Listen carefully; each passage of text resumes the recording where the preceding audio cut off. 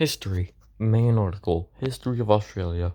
Further information. Timeline of Australian history.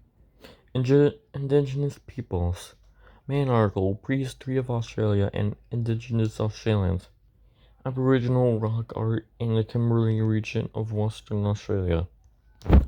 Human habitation of the Australian continent is known to have begun around 65,000 years ago with the migration of people by land bridges uh, and short sea crossings from what is now Southeast Asia.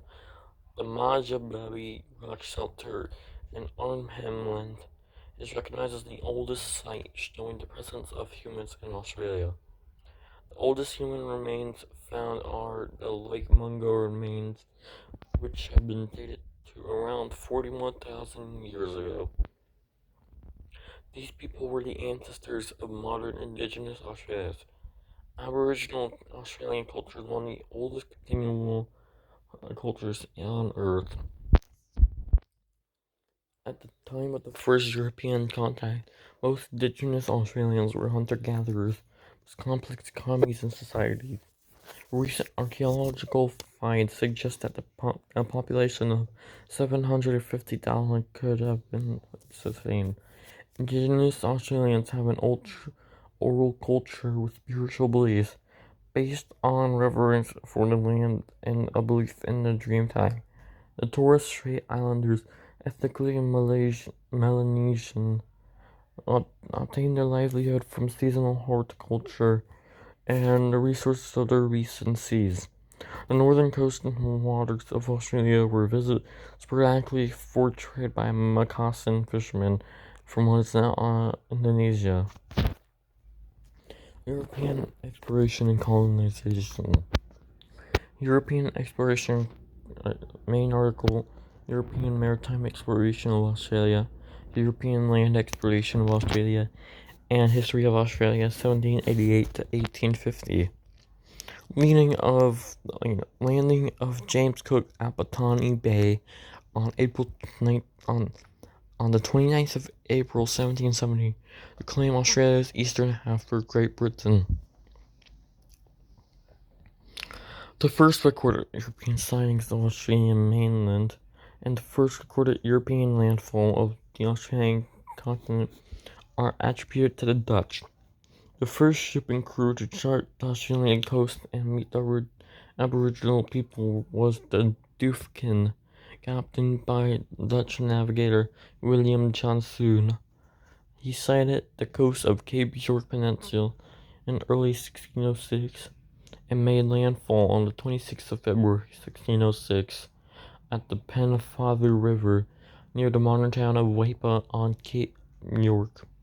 Later that year, Spanish explorer Luis Torres sailed through and navigated the Torres Strait Islands. The Dutch charted the whole of the western and northern coastlines and named the island's continent New Holland during the 17th century. And although no attempt at settlement was made, a number of shipwrecks left men either stranded, as in the case of the Batavia in 1629, marooned for mutiny and murder, thus becoming the first Europeans to permanently inhabit the continent. In 1770, Captain James Cook sailed along and mapped the east coast, which he named New South Wales, and claimed for Great Britain. Following the loss of its American colonies in 1783, the British government sent a fleet of ships, the First Fleet, under the command of Captain Arthur Phillip, to establish a new penal colony in New South Wales. A camp was set up and the Union flag was raised at the Sydney Cove, Port Jackson, and on 26th of January 1788, a date which later became Australia's National Day. Most early convicts were transported for petty crimes and assigned as laborers or servants to free settlers, non-convict immigrants, while the majority of convicts settled into colonial society once emancipated. Conflict, rebels, and uprising were also staged, but invariably suppressed under martial law. The 1808 Rum Rebellion, the only armed takeover only successful arm-taker government in Australia, instigated a 2-year period of military rule. Following decades, social and economic reforms initiated by Governor Langston Macquarie saw New South Wales transition from penal colony to civil society. Indigenous people declined for 150 years following settlement, mainly due to infectious disease. Thousands more died as a result of frontier conflict with settlers. The government policy of assimilation beginning with the Aboriginal Protection Act 1869 resulted in the removal of many Aboriginal children from their families and communities, referred to as the stolen generations, a practice which has also contributed to the decline in indigenous population. Colonial expansion. Main articles: History of Australia 1788 to 1850 and History of Australia 1851 to 1900. Tasmania's Port Arthur penal settlement is one of the 11 UNESCO World Heritage listed Australian convict sites. The British continued to push into other areas of the continent in the early 19th century, initially along the coast.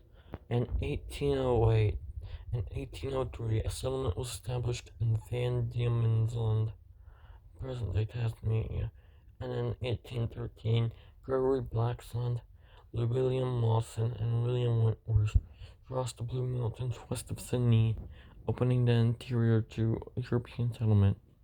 The British claim extended to the whole Australian continent in 1827 when Major Edmund Lockyer established a settlement on King George Sound, modern-day Albany, and Swan River Colony, present-day Perth, was established in 1829, evolving into the largest Australian colony by area, Western Australia.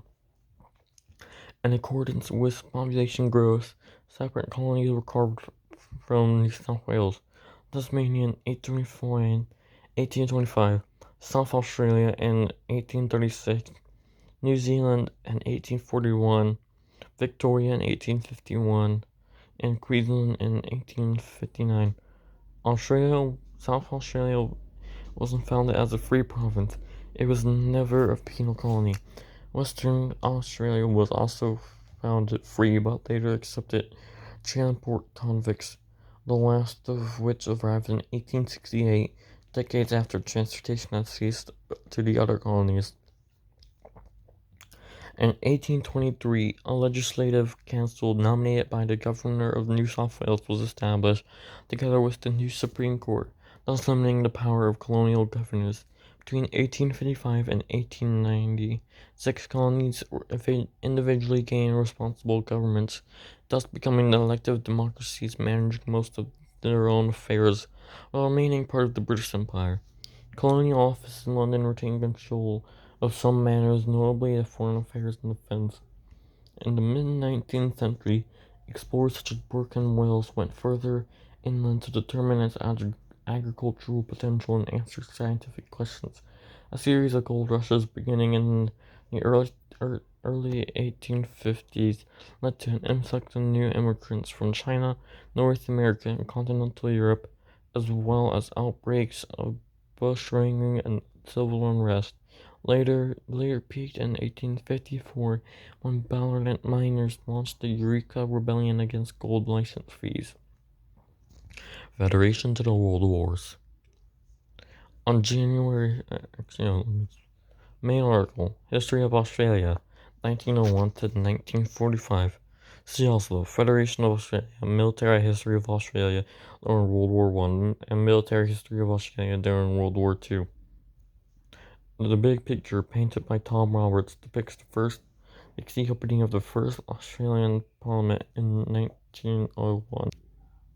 The big picture, painting by Tom Roberts, depicts the opening of the first Australian Parliament in 1901. On January 1901, Federation of the Colonies was achieved after a decade of planning constitutional conventions and referendums, resulting in the establishment of the Commonwealth of Australia as a nation and entering into force of the Australian Constitution. After the 1907 Imperial Conference, Australia and several other self-governing British settler colonies were given the status of self-governing dominions within the British Empire. Australia was one of the founding members of the League of Nations in 1920 and subsequently of the United Nations in 1945. Britain's Statute of Westminster 1931 formally ended most of the constitutional links between Australia and the United Kingdom. Australia adopted it in 1942, but it was backdated to 1939 to confirm the validity of legislation passed by the Australian Parliament during World War II. The Federal Capital Territory, later renamed the Australian Capital Territory, was formed in 1911 as the location for the federal capital of Canberra. Melbourne was temporary seat of government in 1901 to 1927 while Canberra was being constructed. The Northern Territory was transferred from the control of South Australia government to the federal parliament in 1911. Australia became a colonial ruler of the territory of Papua, which had been annexed by Queensland in 1883 and 1902, and the territory of New Guinea, formerly German New Guinea, in 1920. The two were unified as the territory of Papua in New Guinea in 1949 gained independence from Australia in 1975. The 1942 bombing of Darwin, the first of over 100 Japanese airstrikes on Australia during World War II. In 1914, Australia joined the Allies in fighting the First World War and took part in many major battles fought on the east. And took part in many of the major battles fought on the Western Front. Of about the 416,000 who served, about 60,000 were killed and another 152,000 were wounded. Many Australians regard the defeat of the Australian and New Zealand Army Corps at Anzacs at Gallipoli to be in 1915 as the nation's baptism of fire. The first major military action was the anniversary of the landing of the Anzac Cove, commemorated each year on Anzac Day. From 1939 to 1945, Australia joined the Allies in the Second World War. Australia's armed forces fought in the Pacific, European, Mediterranean, and Middle East theaters.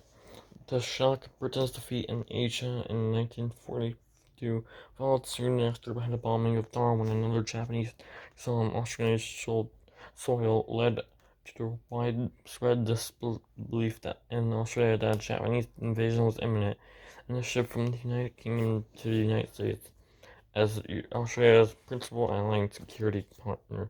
Since 1951, Australia has been a formal ally of the USA under the ANZUS Treaty. Post-war and contemporary eras. Main article, History of Australia, 1945 to present. Post-war migrants from Europe arriving in Australia in 1954. In the decades following World War II, Australia enjoyed significant increases in living standards, leisure time, and suburban development. Using the slogan "Populate or Perish," the nation encouraged a large wave of immigration from across Europe, with such immigrants referred to as New Australians. A member of the Western Bloc during the Cold War, Australia participated in the Korean War and Malayan emergency during the 1950s, and in the Vietnam War from 1962 to 1972. During this time, tensions over communist influence in society led to unsuccessful attempts by the Menzies government to ban the Communist Party of Australia and the bitter splitting of the Labour Party in 1955. As a result of the 1967 referendum, the federal government received a mandate to implement policies to benefit Aboriginal people, and all Indigenous Australians were included in the census. Traditional ownership of native title was recognized in law for the first time when the High Court of Australia held in Mabu versus Queensland No. 2, that the legal doctrine of terra nullius, land belonging to no one, did not apply to Australia at the time of European settlement. Following the final abolition of white Australian policy in 1973. Australia's demography, demography and cultural transform as a result of a large ongoing wave of non-European immigration, mostly from Asia. The late 20th century also saw an increasing focus of foreign policy ties with other Pacific Rim nations, while the Australia Act of 1986 severed the remaining what the vestigial vestigial constitutional ties between Australia and the United Kingdom. A 1999 referendum resulted in 55% of voters rejecting a proposal to abolish the monarchy of Australia and become a republic. Following the September 11th attacks on the United States, Australia joined the United States in fighting the Afghanistan War from 2001 to 2021 and the Iraq War from 2003 to 2009. The nation's trade with uh, the nation's trade relations also became increasingly oriented towards East Asia in the 21st century, with China becoming a nation's largest trading partner by a large margin. During the COVID-19 pandemic, which commenced in Australia in 2020, several of Australia's largest cities were locked down for extended periods of time, and free movement across state borders was restricted in an attempt to slow down the spread of the SARS-CoV-2 virus.